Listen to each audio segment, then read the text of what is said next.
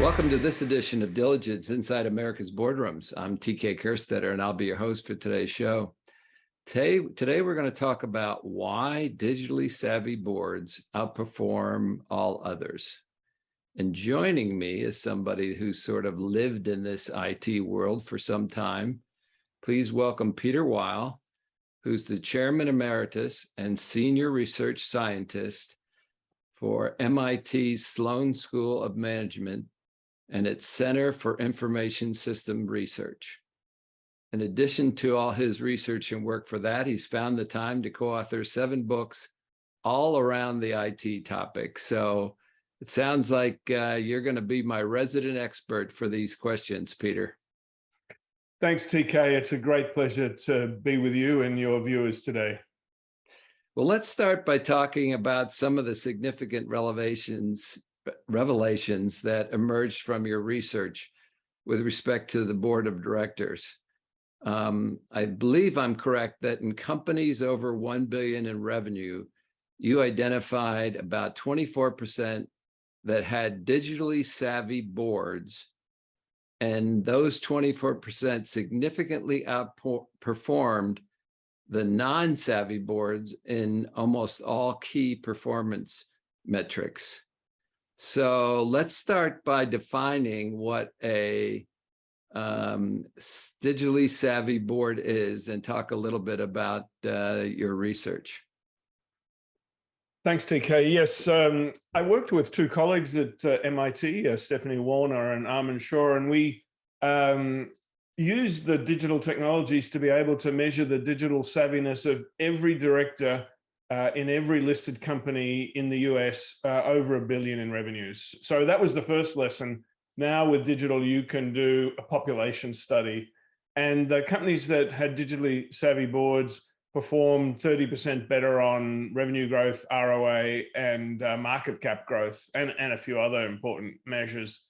So to your question, what did we mean by digitally savvy when we went about to find out? We talked to more than 100 directors, CEOs, CIOs, chair people, and found a really interesting common set of definitions around what digitally savvy meant. And it's really 4 pieces. The first is understanding how digital will impact company success, particularly around business models. You know, how important will ecosystem models be like Amazon or Shopify in your industry, or providing X as a service like identity as a service? So that's the first, you know, what's coming. The second is an enterprise level understanding of the technology itself. Not to be experts, but to understand what a platform is, to understand the capabilities and risks of AI and digital processes, and how that enables new models like digital partnering, improving customer experience, and the risks that come with it. The third, and probably the hardest we found, TK, was understanding when to commit to an initiative, when to experiment, when to partner, and what were the early indicators of both success and challenges. You know, what good questions should the board member ask? And then finally, the result of all that is that digitally savvy boards consider technology much earlier in the strategic process, and that it's integrated into the conversation as opposed to separate, like a separate committee or a separate set of capabilities. So those were the 4 things that really made a difference. And industries really varied. So information-based industries, tech industries, 57% of the boards were digitally savvy, retail 24%, and surprisingly, financial services, only 13% of boards were digitally savvy. So was this, I mean, that's a lot of information to decipher from those board members. Did you use surveys? Did you use personal interviews? How did you garner and make those decisions on who sort of qualified? Right.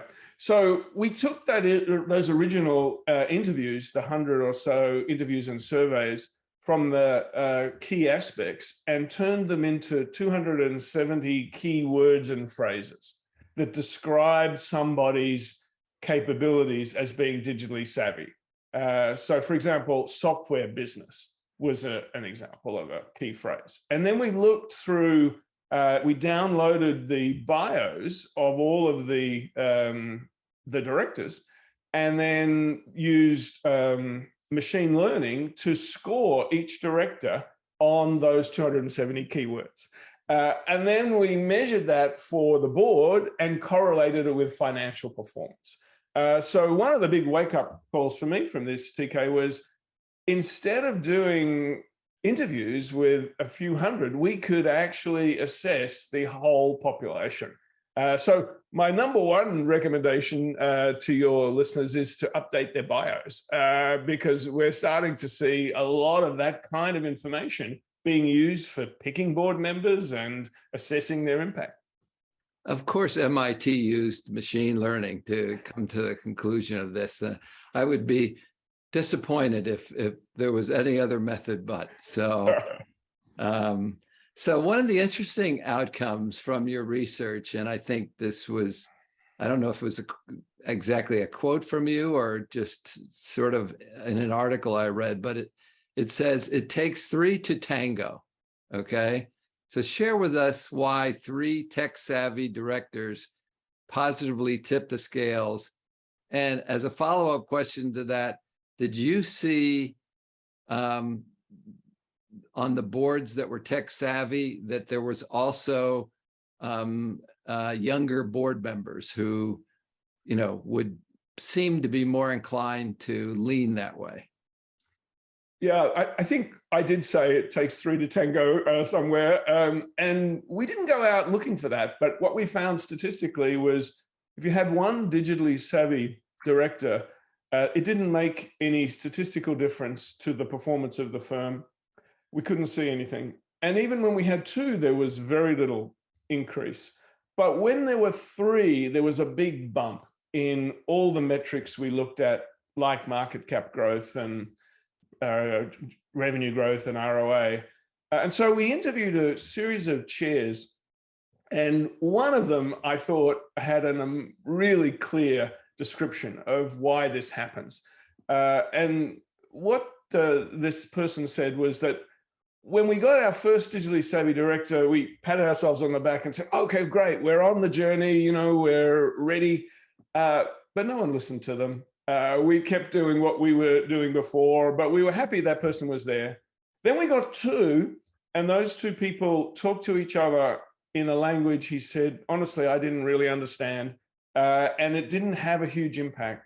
But when we got to three, they were on all the committees. They helped us understand the new opportunities and threats, and that's what really made a difference. So there's something magical about the three, and I wish I had a scientific answer, but that's what we saw in, more than 3,000 companies. Well, why that's particularly interesting, and it caught my attention, is the same is said for women in the boardroom.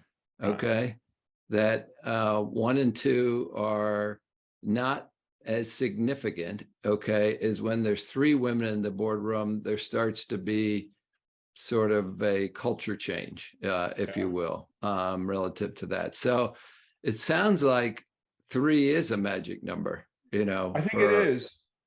There's something about human nature and the board members, more than 6 board members, 3 seems to be really the right number. Yeah. So I want to make sure that we pass along some wisdom here, and we have about 3 minutes left. Yeah. Okay, so what are some of the key principles that all boards should consider around technology, sort of to be more effective as a board, that sort of you summarize after you got all the information back? Yeah, sure. Let me start with director refreshment. I really enjoyed your conversation with Leah Malone from PwC and her finding that 48% of directors were, to her words, had discontent that one director should go. That's a great opportunity, TK, to think about the new digital director. And so that's the first thing. The second is probably the most important after that is agenda and time management. We found that in digital, there were 3 roles for directors: a strategy role, an oversight role, and a defensive role, cyber, data privacy, outages. And deciding the allocation of time through the agenda process and the structure of the committees was probably the most important second. A good mix is 50% strategy, 15% oversight, and 35% defense. And in the oversight, to automate it as much as possible. We found there was not a lot of impact from the oversight in the statistics. And so therefore, automated into a dashboard is the best practice we've seen. Common language, absolutely huge. I can't tell you, TK, how many boards and tech committees I've been working with, more than 50. And the definition of a platform is different across the different people. The definition of value creation.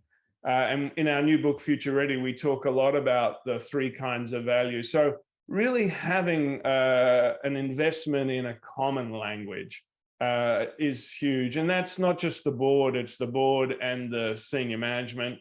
And that leads to the last point, is education. And I think there's sort of 3 types of education that we've seen really work. You asked earlier, are digitally savvy directors younger? Not necessarily.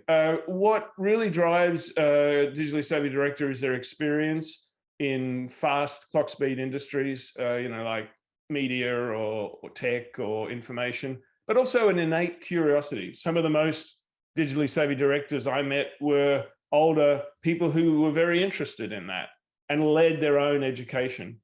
But I also think formal board education, MIT, of course, has a program for boards, and working the problem and hands-on. At MIT, TK, our motto is mens humanus, mind and hand. But our real motto is demo or die. Show me how it works. And then finally, and something I know you've talked about in other ones of your shows, the whole idea of peer review amongst board members to identify where to invest in their education. The whole question of, should we have an advisory board? Should we have a lead director around technology? Those are the areas that we've found really make a difference.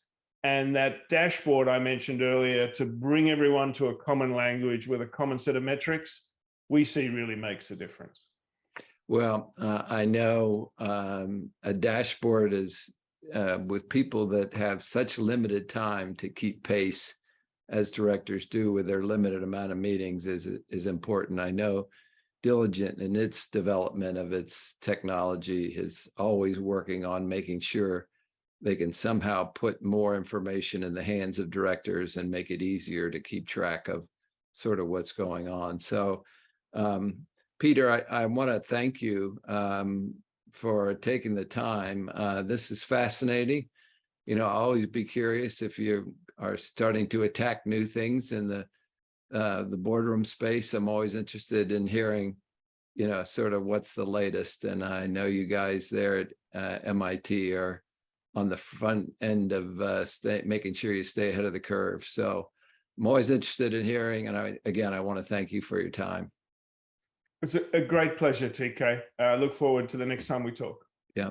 And that will conclude this edition of Diligence Inside America's Boardrooms. We hope you enjoyed the show. We'll be back again next week when we take another look at a critical topic that'll help you be a better board member or committee member. So we'll see you then.